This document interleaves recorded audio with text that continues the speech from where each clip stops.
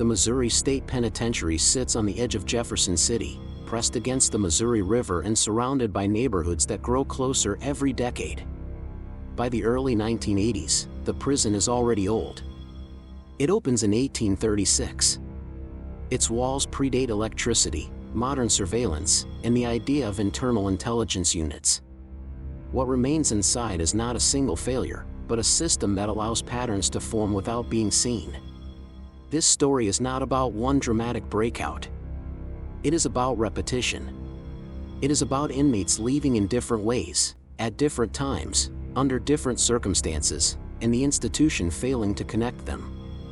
Over the course of the 1980s, Missouri officials confront a quiet reality. People are escaping not by chance, but through coordination. The escapes do not share one method. They share one weakness: the prison itself.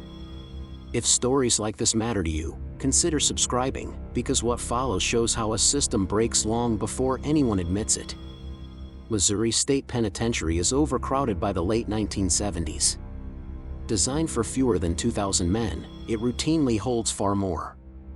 Cells built for one hold 2. Sometimes 3. Movement becomes routine rather than controlled. Count procedures exist on paper. In practice, they bend to staffing shortages and fatigue. Guards work long shifts. Many live locally. Familiarity replaces distance. Inside, inmates learn the rhythms. They learn which gates stick. They learn which towers are rarely staffed at night. They learn which jobs bring freedom of movement and which officers accept favors to look the other way. None of this requires violence. It requires patience. The prison uses an internal labor system. Selected inmates work in kitchens, laundries, maintenance crews, and clerical roles. Others work outside the walls under supervision, performing groundskeeping or repairs. These positions create access. They also create trust. In the 1980s, background checks on staff are limited. Oversight of inmate work assignments is inconsistent. The same faces appear in the same places, day after day. Escapes begin to occur with unsettling regularity. Some men walk away from work details. Others disappear after evening counts. In a few cases, escapes are not detected for hours. Sometimes longer. The delays matter. By the time alarms sound, the distance is already too great. Officials initially treat each escape as isolated. A lapse. A bad count. A clever individual. Reports focus on what happened, not on how often it happens. But internally, corrections staff notice something else. Tools are missing. Keys appear where they should not be. Locks show signs of tampering that suggest knowledge rather than force. The penitentiary's infrastructure works against it. The prison expands over the decades without a unified design. Tunnels, steam lines, and maintenance corridors crisscross beneath the buildings. Some date back generations. Maps are incomplete. Access points exist that few current staff fully understand. Inmates assigned to maintenance learn these spaces intimately. Contraband does not enter only through visitors. It moves through staff. Investigations later confirm that certain employees accept money or favors. Some provide tools. Others provide information. Shift schedules. Count times. Blind spots. No single person controls the operation. That is the point. It is a network, not a leader. Escapes follow patterns that are not obvious unless viewed together. Men leave during shift changes. During storms. During weekends. They use different exits. One may exploit a service gate. Another a laundry truck. Another a poorly monitored work detail. The variety hides the coordination. Missouri officials face public embarrassment. Headlines describe another escape without context.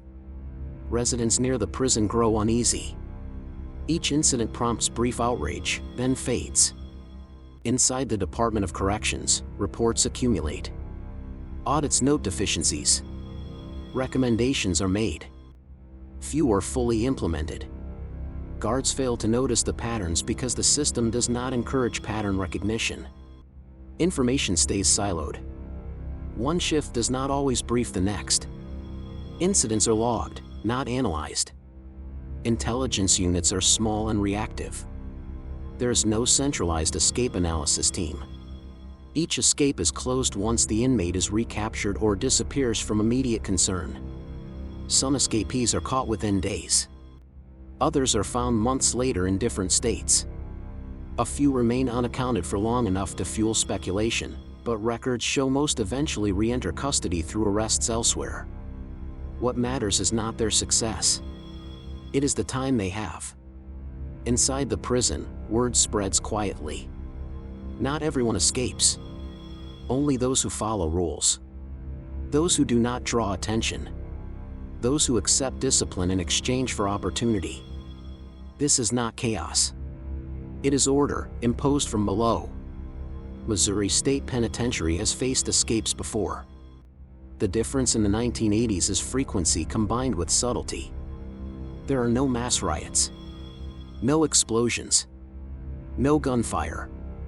Men leave quietly. Sometimes during routine movements. Sometimes using doors meant to stay closed. Investigations eventually identify compromised positions. Maintenance. Food service. Transportation. These roles intersect with the physical plant and the daily schedule. Removing inmates from these jobs creates new problems. Food still needs to be served. Repairs still need to happen. The institution depends on inmate labor. That dependence creates leverage. Corruption cases surface sporadically. A guard is fired. Another is charged. None of the cases expose a single conspiracy. They expose a culture. Low pay. High stress. Limited oversight. The conditions do not excuse the behavior. They explain how it persists. By the mid-1980s, pressure mounts. Civil rights lawsuits challenge conditions inside the prison. Overcrowding worsens. Federal courts scrutinize Missouri's correctional system. Escapes become part of a larger narrative of failure. Lawmakers demand answers. Wardens rotate. Policies change on paper faster than they change in practice. The public learns about the escapes in fragments. A name. A photograph. A brief description. What the public does not see is the cumulative effect. Each escape erodes confidence inside the prison. Guards become more rigid or more resigned. Inmates adapt. Missouri officials commission studies. They confirm what staff already know. The prison is outdated beyond repair. Retrofitting modern security into 19th century stone proves expensive and incomplete. Cameras cannot see through walls designed before electricity. Electronic locks cannot easily replace mechanical systems embedded in old structures. Escapes continue into the late 1980s, though at a slower pace as scrutiny increases. The slowdown does not mean the network disappears. It means conditions change. More staff. Tighter controls. Fewer opportunities. The damage is already done. The escape ring becomes a quiet argument in legislative hearings. It is cited alongside riots, lawsuits, and maintenance failures. The message is consistent. This prison cannot be controlled the way modern prisons are controlled. It requires too much compromise. Too much trust. Too many workarounds. Missouri State Penitentiary does not close because of escapes alone. It closes because the escapes reveal something deeper. An institution designed for a different era cannot be patched forever. When inmates can exploit predictability at scale, the problem is structural. By the early 1990s, plans solidify for a replacement facility. Jefferson City Correctional Center opens in 2004. The old penitentiary closes that same year. The transition is framed as progress. New technology. New layouts. New philosophies. The old prison becomes a museum. Looking back, the escape ring of the 1980s stands out not for spectacle, but for discipline. It shows what happens when systems age and oversight lags. It shows how coordination thrives where accountability fragments. It shows how institutions often respond too late. There is no single mastermind identified in official records. No dramatic confession. That absence matters. It means the system allowed many small decisions to align. A guard looks away. A schedule stays unchanged. A door remains unsecured. Over time, those decisions form a pathway out. For American viewers, this story is not distant. It reflects broader issues in U.S. corrections during that period. Aging facilities. Overcrowding. Understaffing. Reliance on inmate labor. Limited internal intelligence. Missouri is not unique. It is illustrative. The escape ring embarrasses the state because it contradicts control. Prisons exist to contain. When containment fails repeatedly without violence, the failure is harder to explain. It suggests consent, not conquest. Inside Missouri State Penitentiary, life continues between escapes. Men eat, work, sleep, guards patrol. Counts are taken. The routine remains intact until it does not. Then it resumes. That cycle hides systemic failure better than any single incident ever could. The warning signs are clear in hindsight. Repeated escapes using varied methods. Delayed detection. Compromised staff. Incomplete infrastructure knowledge. Each sign appears in reports.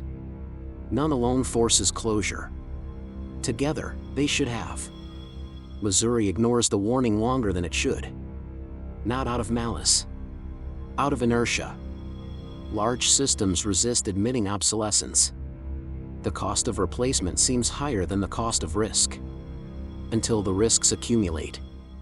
When the penitentiary finally closes, the escape ring fades into footnotes. Tours mention tunnels. Displays reference escapes. The deeper lesson receives less attention. Coordination thrives where systems stagnate. This is not a story of daring men outrunning walls. It is a story of walls that no longer function. It is about how predictable routines become vulnerabilities. How trust without oversight becomes access. How silence can be louder than alarms. Missouri State Penitentiary stands today as a preserved relic.